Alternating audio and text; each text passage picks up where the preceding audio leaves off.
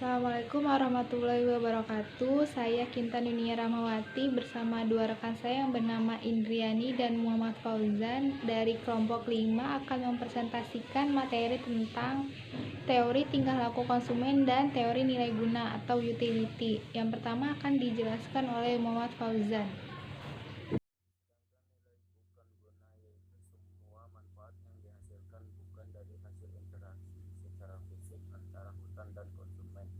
Nilai bukan guna meliputi manfaat yang tidak dapat diukur yang diturunkan dari keberadaan hutan di luar nilai guna langsung dan tidak langsung.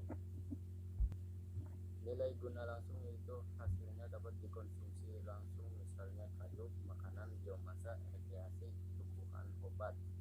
Sedangkan nilai guna tidak langsung yaitu manfaatnya fungsional seperti fungsi ekologis, pengendalian banjir, perlindungan terhadap angin. Hipotesis utama dari nilai guna. Hipotesis utama teori nilai guna atau lebih dikenal sebagai hukum nilai guna marginal yang semakin menurun menyatakan bahwa tambahan nilai guna yang akan diperoleh seseorang dari mengkonsumsikan suatu barang akan menjadi semakin sedikit apabila orang tersebut terus-menerus menambah konsumsinya ke atas barang tersebut. Pada akhirnya tambahan nilai guna akan menjadi negatif, yaitu apabila konsumsi ke atas barang tersebut akan ditambah 1 unit lagi, maka nilai guna total akan menjadi semakin sedikit. Pada hakikatnya hipotesis tersebut menjelaskan bahwa pertambahan yang terus-menerus dalam mengkonsumsikan suatu barang tidak secara terus-menerus menambah kepuasan yang dinikmati oleh orang yang mengkonsumsinya. Nilai guna total dalam angka dan grafik. Hukum nilai guna marginal yang semakin menurun akan dapat dimengerti dengan lebih jelas apabila digambarkan dalam contoh angka dan selanjutnya itu digambarkan secara grafik. Kurva nilai guna total atau TU bermula dan titik nol, yang berarti pada waktu tidak terdapat konsumsi, maka nilai guna total adalah nol. Pada mulanya kurva nilai guna total bertambah tinggi. Kurva nilai guna total mulai menurun pada waktu konsumsi mangga melebihi 8 buah. Kurva nilai guna total mulai menurun pada waktu konsumsi mangga melebihi 8 buah. Kurva nilai guna marginal atau MU. 2. Faktor pendapatan income effect. Dengan pendapatan tetap dan P naik atau turun, maka daya beli pendapatan menurun atau meningkat, sehingga konsumen mengurangi menambah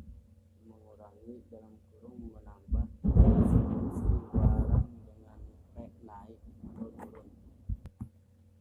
Syarat pemaksimuman nilai guna dalam keadaan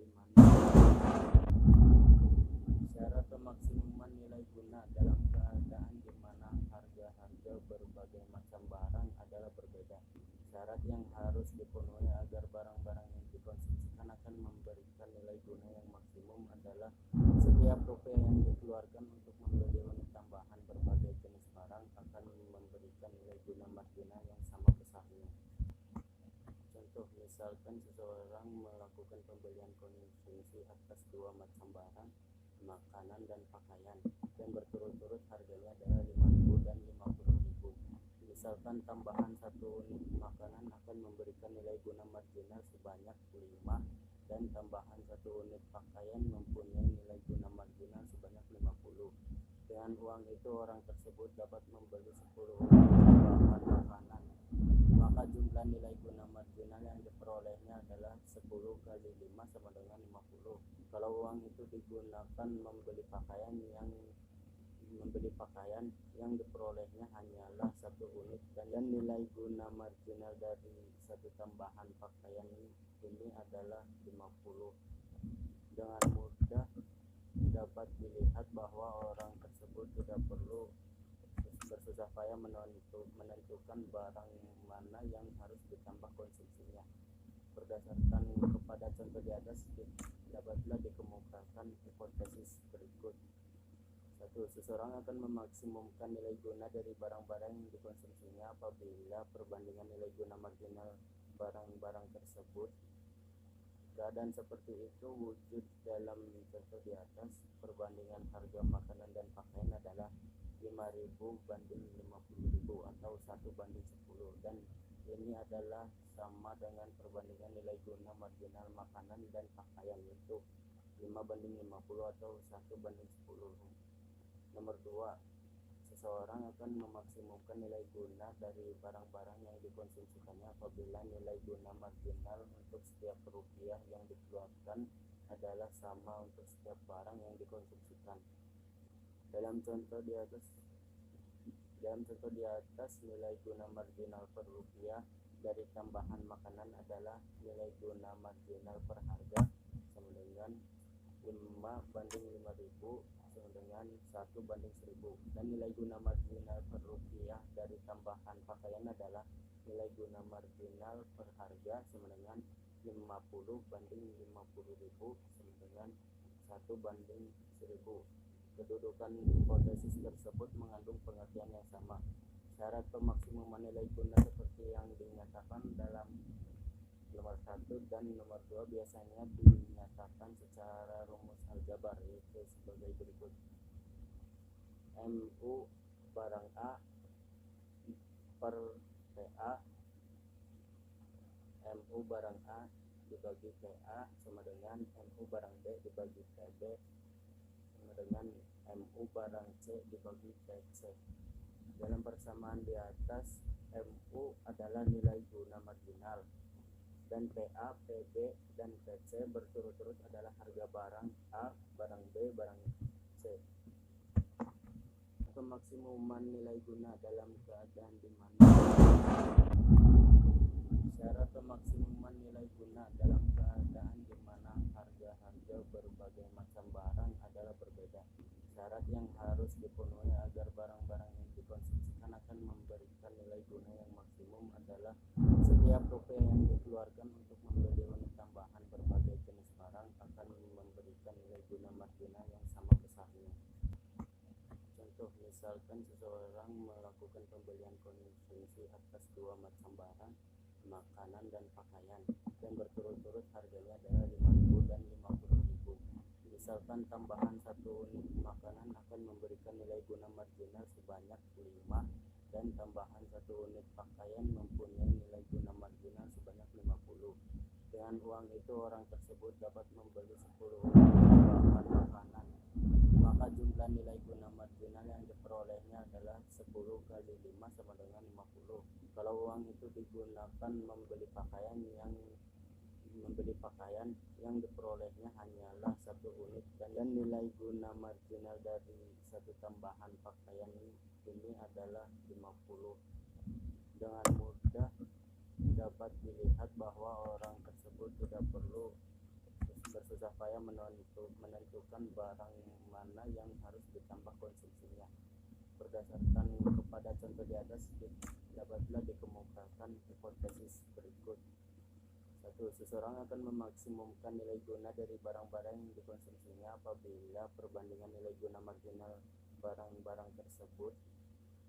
Keadaan seperti itu wujud dalam contoh di atas. Perbandingan harga makanan dan pakaian adalah 5.000 banding 50.000 atau 1:10, dan ini adalah sama dengan perbandingan nilai guna marginal makanan dan pakaian, yaitu 5:50 atau 1:10. Nomor 2, seseorang akan memaksimumkan nilai guna dari barang-barang yang dikonsumsikannya apabila nilai guna marginal untuk setiap rupiah yang dikeluarkan adalah sama untuk setiap barang yang dikonsumsikan. Dalam contoh di atas, nilai guna marginal per rupiah dari tambahan makanan adalah nilai guna marginal per harga sama dengan 5:5.000 sama dengan 1:1000, dan nilai guna marginal per rupiah dari tambahan pakaian adalah nilai guna marginal per harga sama dengan 50:50.000 sama dengan 1:1000. Assalamualaikum warahmatullahi wabarakatuh. Saya Indriani dari kelompok 5 ingin menjelaskan tentang hubungan teori nilai guna dan teori konsumen. Jadi, dengan menggunakan nilai guna dapat diterangkan Sebabnya, kurva permintaan itu bersifat menurun dari kiri ke atas ke kanan bawah, yang menggambarkan bahwa semakin rendah harga suatu barang, maka semakin banyak permintaan ketaatannya. Ada dua faktor yang menyebabkan permintaan ke atas suatu barang berubah, yaitu apabila harga barang tersebut mengalami perubahan. Yang pertama, ada efek pergantian. Yang kedua, ada efek pendapatan. Efek pengganti yaitu perubahan suatu barang mengubah nilai guna marginal per rupiah dari barang yang mengalami perubahan harga tersebut, membuat kurva permintaan. Nah, kemudian juga ada paradoks nilai. Setiap barang yang berfungsi memenuhi kebutuhan dan memberi kepuasan bagi manusia, sementara penawaran dan permintaan akan berlian itu menghasilkan harga yang sangat tinggi. Dalam hal ini, kuantitas besarlah yang menurunkan sedemikian jauh utilitas marginal dan dengan demikian menurunkan harga dari komoditas-komoditas yang bersangkutan. Terima kasih. Nah, kemudian juga ada paradoks nilai. Setiap barang yang berfungsi memenuhi kebutuhan dan memberi kepuasan bagi manusia dapat dikatakan memiliki manfaat atau guna. Dikarenakan suatu barang itu memiliki daya guna, maka barang tersebut memiliki nilai. Yang kelima ada surplus konsumen. Teori nilai guna dapat menerangkan tentang wujudnya kelebihan kepuasan yang dinikmati oleh para konsumen. Kelebihan ini biasanya di dalam analisis ekonomi dinamakan surplus konsumen. Pada hakikatnya adalah perbedaan di antara kepuasan yang diperoleh seseorang di dalam mengkonsumsikan sejumlah barang dengan pembayaran yang harus dibuat untuk memperoleh barang tersebut. Kepuasan yang diperoleh selalu lebih besar daripada pembayaran. Contoh sederhananya yaitu seorang konsumen pergi ke pasar membeli mangga dan bertekad membeli satu buah yang cukup besar.